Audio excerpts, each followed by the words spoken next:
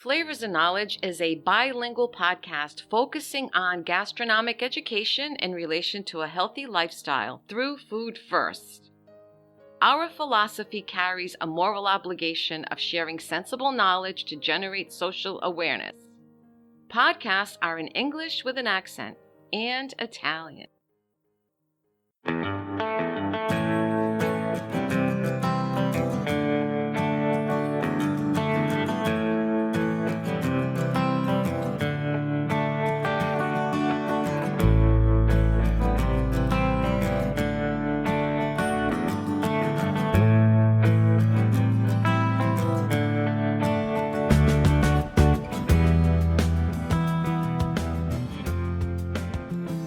Dear friends, welcome back. This is Flavors and Knowledge. I'm Chef Walter. Within our podcast, we offer a brief segment, almost like Brain Foodcast, little bites of knowledge, and we'll call it News You Can Eat. Today we'll talk about sugar. There's really never enough time or podcast time about this content. As you know, sugar is an important and a vital ingredient in our diet, but sometimes can be detrimental. In this episode, we'll be looking into some of the ways we can reduce sugar intake in our diet. But let's begin with the technical aspect. Sugar is the common name for sucrose, and it plays a vital role in so many foods and beverages that are part of a nutritious, balanced, and not to be forgotten enjoyable diet.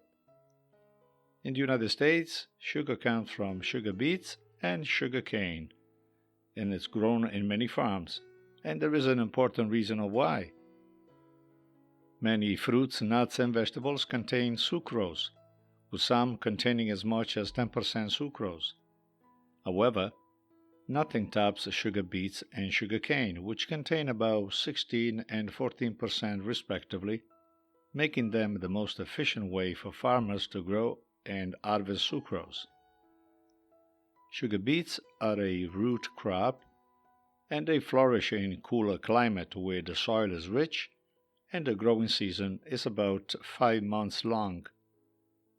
They are much larger than the beets you might see in your produce section of the grocery store or the ones grown in your backyard garden. They weigh a whopping 3 to 5 pounds when they are harvested. Sugar beet farms can be found in various regions in America: California, Colorado, Idaho, Michigan, and many, many more, such as Wyoming, for instance, and Washington State. Sugar cane is a perennial grass that is grown in more tropical climates. Perennial means it doesn't need to be replanted every year. When sugar cane is harvested, it's cut just above the root level, so the new sprouts will grow, and they're ready to be harvested again in about 10 to 12 months. The cane plants grow to be 10 to 20 feet high. 3 U.S. states grow sugar cane, primarily Florida, Louisiana, and Texas. And whether the sugar comes from sugar beets or sugar cane, the purification process is similar for each of the plants, and the result is the same: pure 100% sucrose. One difference in processing between the two plants is that sugar beets are refined at a single facility, a sugar beet factory, and sugar cane at 2 facilities. Processing starts at a raw sugar factory and finishes a sugar refinery. The 3 main types of sugar, as I said, are sucrose, lactose, and fructose. Even though cells need glucose to survive, consuming too much can cause health problems. Many people rely on quick, processed foods for meals and snacks, and since these products often contain added sugar, that makes up a large proportion of the daily calorie intake. Based on evidential studies, we know that in the U.S., added sugar accounts for about 70% of the total calorie intake of adults and about up to 14% for children.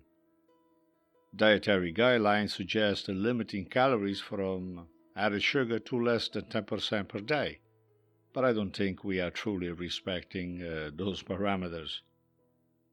Experts believe that sugar consumption is a major cause of obesity and many chronic diseases, such as type 2 diabetes and other health-related pathologies.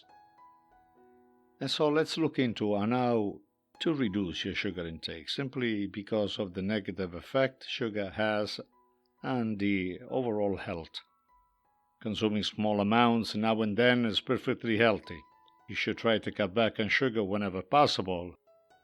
Fortunately, we know for certain that simply focusing on eating whole, unprocessed foods automatically decreases the amount of sugar in your diet. But it's also true that our daily routine may not give us the flexibility we need. I've put together some suggestions on how to reduce your intake of added sugar. These are practices I use daily because I am concerned about the unnecessary intake as well as you. And so let's start by swapping soda, energy drinks, juices, and sweetened teas with water or unsweetened seltzer. Maybe we can drink your coffee black or use a stevia for a zero-calorie alternative. Keep in mind that sweeteners are about 400 times sweeter than sugar itself. We can sweeten plain yogurt with fresh or frozen berries instead of buying flavored sugar-loaded yogurt. We could also consume whole fruit instead of sugar-sweetened fruit smoothies. Maybe replace candy with a homemade trail mix of fruit, nuts, and a few dark chocolate chips. We could use olive oil and vinegar in place of sweet salad dressings like those honey mustards or the strawberry mustard mixes that you see commonly in supermarkets. We can choose some marinades, nut butters, ketchup, and marinara sauce with zero added sugars.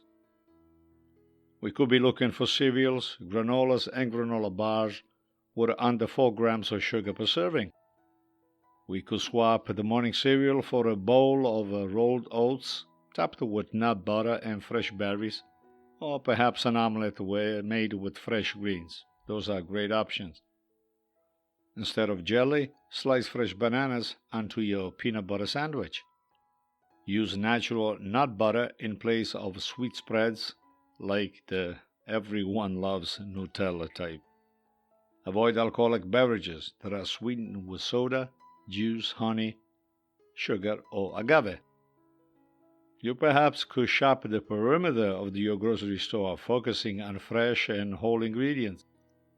And in addition, keeping a food diary is an excellent way of becoming more aware of the main sources of sugar in the diet.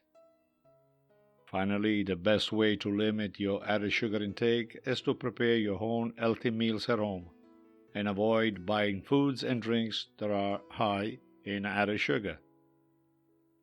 Let's also keep in mind that a single teaspoon of sugar is around 4 grams.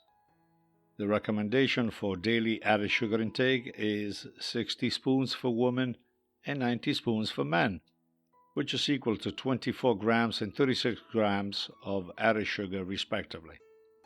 And so, dear friends, let's be careful. Let's consume sugar in moderation and when is really necessary.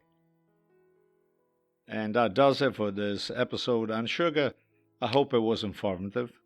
And tune in for another informative podcast on news you can eat, on flavors and knowledge. When you get a chance, follow us on our YouTube channel under Chef Walter Cooking School. Subscribe to this podcast, which is always available on your preferred platform. Keep your eyes on the fire, and we'll chat with you soon. Thanks for listening. Ciao, ciao.